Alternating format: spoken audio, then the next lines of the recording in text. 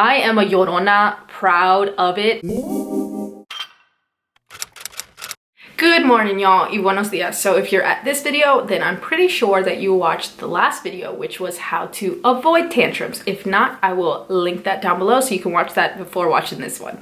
But if you have already watched it, then welcome. We are here to discuss on how to deal with tantrums while they're happening. And so this is a very requested video because we all know dealing with tantrums is not the easiest thing ever, and we all need a little help in it. So by no means am I an expert. I am not a child psychologist. I'm not a child behavioralist or whatever. I'm just a mom who has a 2.5-year-old. So I'm pretty sure that's the only prerequisite you need to be able to talk about this. So yeah, let's get into the video. So yeah, when you're in the middle of a tantrum, you know, all hell's breaking loose. You're just trying to really make it through. One option, which sounds like not an option, is to remove yourself. If you're someone who's very triggered by these really strong emotions that your toddler, and you are afraid for their safety and for a fear of something that you might do just on a reaction base, remove yourself from the situation. This is definitely an option for people who are dealing with high levels of anxiety and high levels of stress. Obviously this depends on the age of your child and the safety of the location, but you can literally tell them, like, mama is dealing with something, papa is dealing with something right now. I need to step out and just breathe for a second, because you don't want to put your child in any form of danger, and that includes yourself. And I've seen many situations, both in anecdotes and with family members, who have dealt very violently, both physically and emotionally, with their children. And I feel like by removing yourself out of that situation, say, I need a 2-minute break. I'm gonna deal with this once I'm calmer. I need to take a breather before I can handle this situation, and do that. You're gonna level yourself out and be much better at handling the situation. Another tip is, don't try to avoid the emotion that they're feeling. Don't try to negate that emotion, because they are feeling it and they need to process through that. If you've ever been in any situation where you're just like sobbing uncontrollably and someone tells you, hey, you need to stop crying, that never, ever, ever works. Trust me, I am a llorona, proud of it, and no one has ever made me stop crying by saying, hey, stop crying. That doesn't work. It doesn't happen. If anything, it makes you feel 10 times worse, and you can cry longer. And so it's the same thing for children. We need to hold that same respect that we would for a friend, for a partner, to our children. We need to extend that love, extend that realm of empathy for them, because they're feeling these emotions, even though whatever it is that they're freaking out about might seem so trivial and so ridiculous to them. Those emotions are real. And so we need to validate those emotions. You know, for example, a crayon broke. Just throwing that out there. A crayon broke and your child is crying and they're sobbing uncontrollably. You need to address them with kindness and respect, because they're going through something. And like I said, sometimes you just don't have time to be dealing with these ridiculous just moments, but to them, they're real. We have to address them as such. And so by getting down to their level and saying, like, ¿Qué pasó? What happened?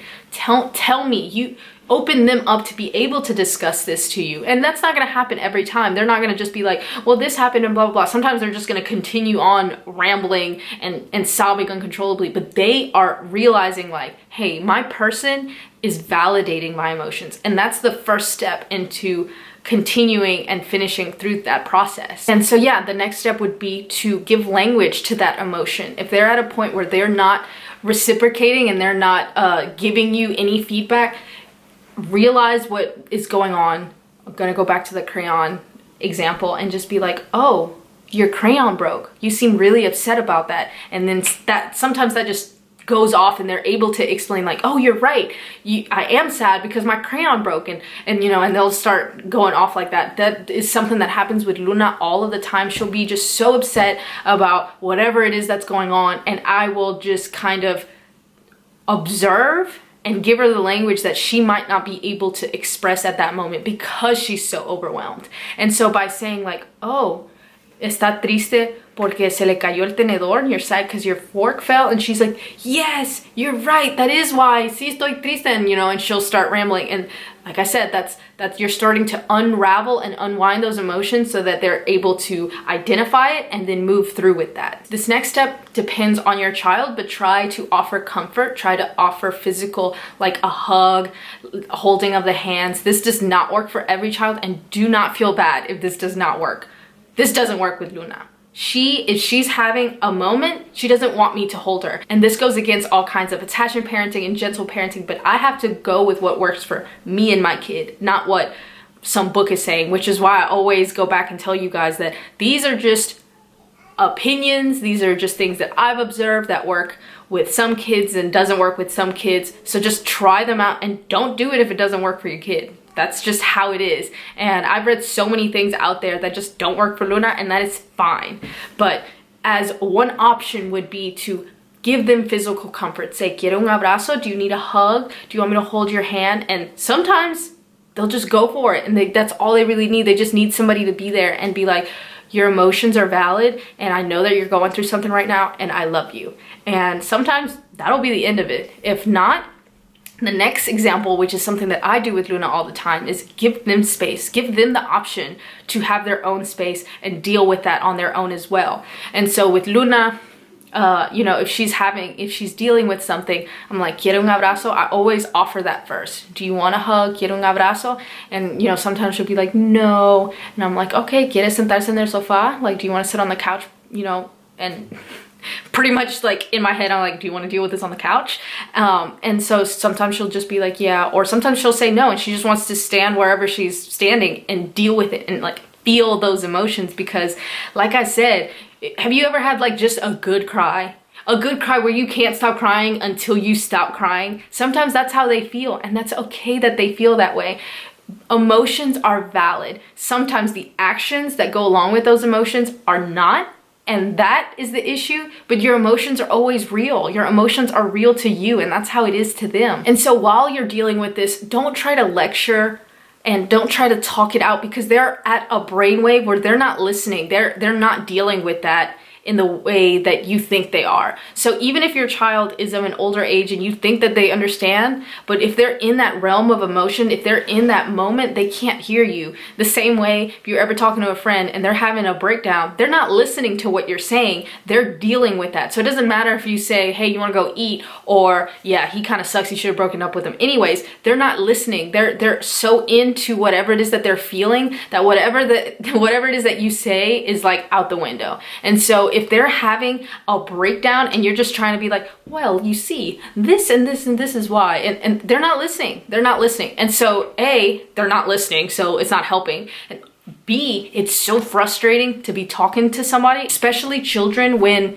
they are literally just not listening. So you're just wasting your time just babbling on and on and on. Be concise if you do have to tell them something, and to the point, so that it's short and sweet and not just like a rambly tangent to where they literally aren't listening at all. And then once they are calm, then you can talk about it. Then you can discuss X, Y, and Z. You shouldn't have done this because of this. You really should have done this.